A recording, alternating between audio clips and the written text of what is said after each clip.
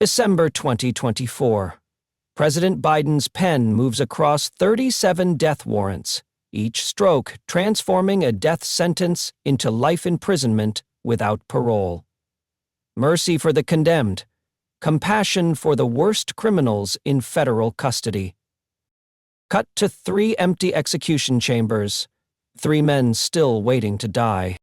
37 federal death sentences commuted, 3 left untouched. Why?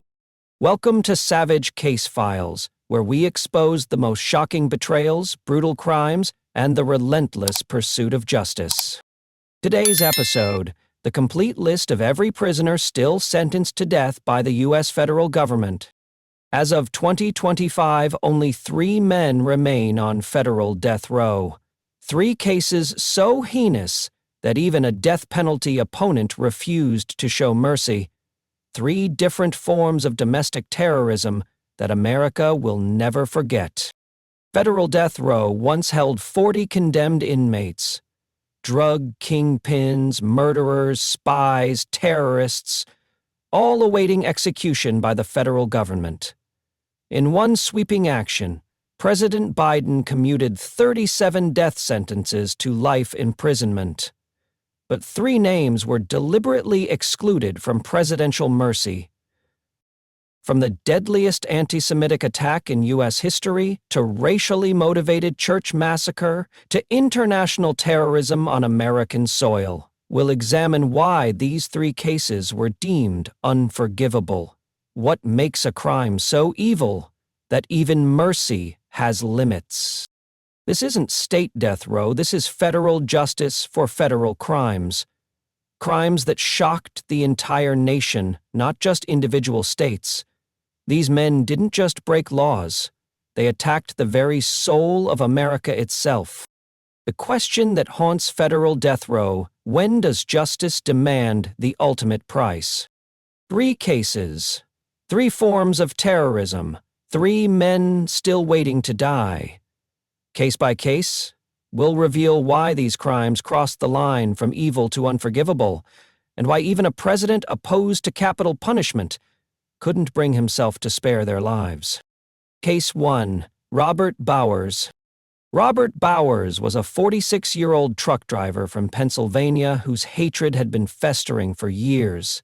His social media accounts told the story of a man consumed by anti-Semitic rage, posting conspiracy theories about Jewish people and expressing violent fantasies. Bowers didn't hide his hatred, he broadcast it to anyone willing to listen. October 27, 2018. Sabbath morning at the Tree of Life Synagogue in Pittsburgh's Squirrel Hill neighborhood.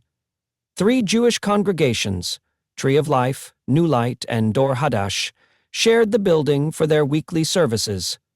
Elderly worshipers, families, and children filled the sanctuary, celebrating their faith in what should have been the safest place on earth. At 9:50 a.m., Bowers entered the synagogue armed with an AR-15 rifle and 3 handguns. His first words, as he opened fire: "All Jews must die." For the next 20 minutes, he systematically executed worshipers in their place of prayer, moving through the building like a hunter stalking prey. Joyce Feinberg, 75 years old, was killed while attending services. Richard Gottfried, 65, died protecting others. Rose Mallinger, 97, the oldest victim, had worshipped at Tree of Life for decades. Brothers Cecil and David Rosenthal, both intellectually disabled, were murdered simply for being Jewish. 11 innocent people died that morning, with 6 others wounded. When SWAT teams arrived, Bowers engaged them in a firefight before being wounded and captured. Even as he bled from his injuries, he showed no remorse, telling officers that Jewish people were committing genocide to his people. The FBI investigation revealed months of planning and preparation. Bowers had researched the synagogue, studied its layout, and chosen the busiest service time to maximize casualties. His online posts showed escalating anti-Semitic rhetoric leading up to the attack. During his federal trial, Bowers showed no emotion as survivors testified about the horror they witnessed. The jury heard evidence of the deadliest anti-Semitic attack in U.S. history, a crime so driven by pure religious hatred that it shocked even experienced prosecutors. The verdict was unanimous: guilty on all 63 federal charges, including hate crimes resulting in death. The death sentence followed, making Bowers one of the few federal inmates condemned to die. Case 2, Dylan Roof. Dylan Roof was 21 years old when he walked into Mother Emanuel AME Church on June 17, 2015. A high school dropout from South Carolina, Roof had spent months consuming white supremacist propaganda online, transforming from a troubled teenager into a domestic terrorist with a mission. Mother Emanuel African Methodist Episcopal Church in Charleston represented 200 years of African American faith and resilience. The historic congregation had survived slavery, the Civil War, and decades of segregation. On that Wednesday evening, 9 members gathered for Bible study in the church basement, including Pastor Clementa Pinckney, who also served as a South Carolina state senator. At 8 p.m., Roof arrived and was welcomed by the congregation. For 1 full hour, he sat among the people he planned to murder, participating in their Bible study, accepting their Christian hospitality. Pastor Pinckney and 8 others treated this stranger with the love and kindness their faith demanded. At 9 p.m., as the group closed their eyes for prayer, Roof stood up and pulled out a .45 caliber handgun. "You rape our women and you're taking over our country," he declared before opening fire. He methodically executed 9 African American worshipers, reloading multiple times to ensure no one survived. Pastor Clementa Pinckney, 41, died trying to shield others. Cynthia Hurd, 54, a beloved librarian, was killed while attending her regular Bible study. Susie Jackson, 87, a grandmother and pillar of the community, died in the place where she had worshipped for decades. 9 lives ended because of the color of their skin. Roof deliberately spared one person, Polly Shepard, telling her to tell everyone what happened here. He wanted the world to know this was a racially motivated attack designed to start a race war. The manhunt ended 14 hours later when Roof was captured during a traffic stop in North Carolina. During his confession, he showed no remorse, explaining that he had to kill African Americans because they were taking over the country. His federal trial revealed the depth of his white supremacist ideology. A manifesto found online detailed his racist beliefs and his hope that the massacre would inspire other white supremacists to violence. The jury's verdict was swift: guilty on all 33 federal charges. The death sentence followed, making Roof the youngest person on federal death row. Case 3. D. Zuk. Ark Sarnaev. Dzhokhar Sarnaev was 19 years old, a college student at the University of Massachusetts Dartmouth who seemed to be living the American dream. But behind his normal college life, his older brother Tamerlan was radicalizing him with jihadist ideology and plans for mass murder. Tamerlan Tsarnaev, 26, had become obsessed with terrorist propaganda and anti-American sentiment. The brothers, Chechen immigrants who had been granted asylum in the United States, spent months planning an attack that would maximize casualties and terrorize the nation. April 15, 2013. Patriots' Day in Massachusetts. The Boston Marathon finish line was packed with 26,000 runners and hundreds of thousands of spectators celebrating one of America's most beloved sporting events. Families lined the streets, cheering for loved ones completing the 26.2-mile journey. At 2:49 p.m., the first pressure cooker bomb exploded near the finish line. 12 seconds later, a second bomb detonated 210 yards away. The homemade devices, packed with shrapnel and ball bearings, were designed to maim and kill as many people as possible. Martin Richard, 8 years old, was killed instantly while watching his father run. Crystal Campbell, 29, a restaurant manager, died from her injuries.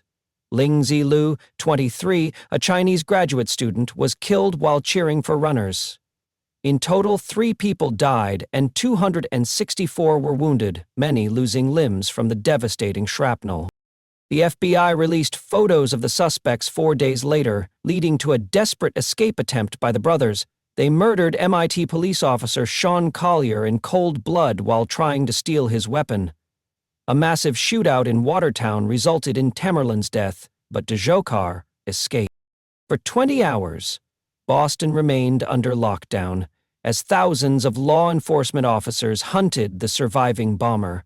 Jacquard was finally found hiding in a boat in a Watertown backyard, wounded but alive. Inside the boat, investigators found a note written in Jacquard's blood. "The U.S. government is killing our innocent civilians. I can't stand to see such evil go unpunished. We Muslims are one body. You hurt one, you hurt us all." His federal trial revealed the brothers' jihadist motivations and months of preparation. Despite his defense team's arguments that he was dominated by his older brother, the jury found him guilty on all 30 charges and sentenced him to death. 3 men now represent the entirety of federal death row. From 40 condemned inmates to just 3, the most dramatic reduction in federal capital punishment history. Robert Bowers, Dylan Roof, and Dizhar Tsarnaev are the sole survivors of Biden's historic commutation, each representing a different form of domestic terrorism that America refuses to forgive. The criteria for exclusion became clear through Biden's deliberate choices. These weren't ordinary murders or even typical federal crimes. Each case involved attacks on fundamental American values: religious freedom, racial equality, and national unity. While drug dealers and contract killers received mercy, domestic terrorists who targeted entire communities based on faith, race, or nationality remained condemned. The execution reality for these 3 men remains uncertain. Federal executions are extraordinarily rare, with the last one occurring during the Trump administration. The execution chamber at the Federal Correctional Complex in Terre Haute, Indiana, sits ready but unused. Complex appeals processes mean these men could spend decades more on death row before facing execution. Each case continues through the federal court system. Bowers maintains his appeals while showing no remorse for the Tree of Life massacre. Roof's death sentence stands after multiple court reviews confirmed the severity of his racially motivated terrorism. Tsarnaev's case reached the Supreme Court, which reinstated his death penalty after lower courts had overturned it. The victims' families have responded with mixed emotions to Biden's selective mercy.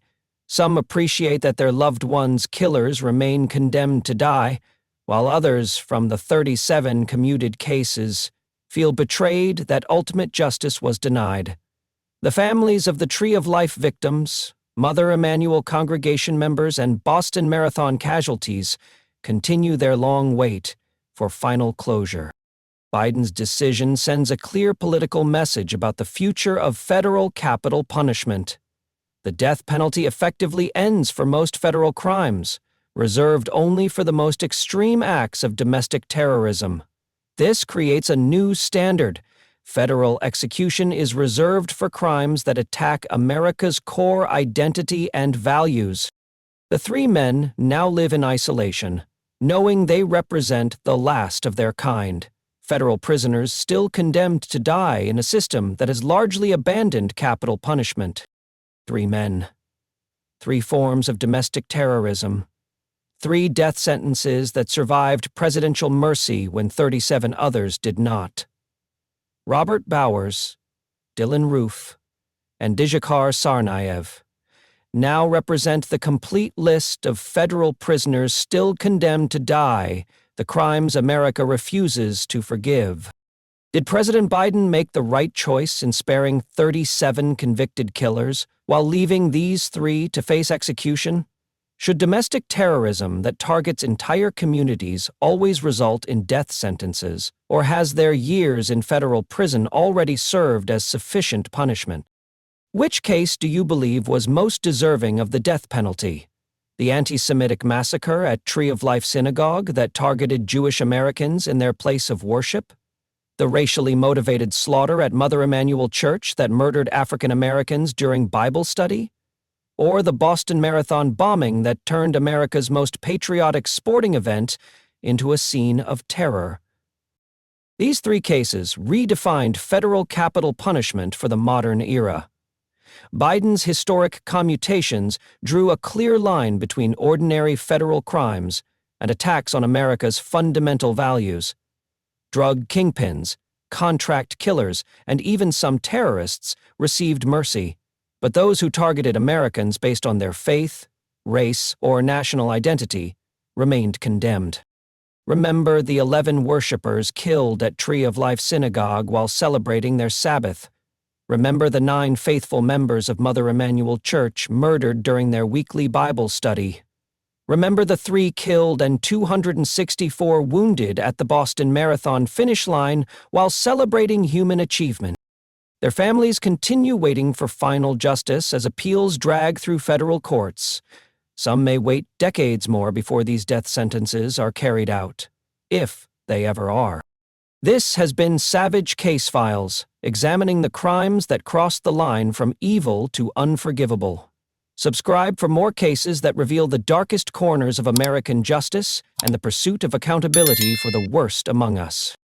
3 men broke more than federal laws. They attacked the soul of America itself. 3 men now await the ultimate price for crimes so heinous that even presidential mercy couldn't reach them.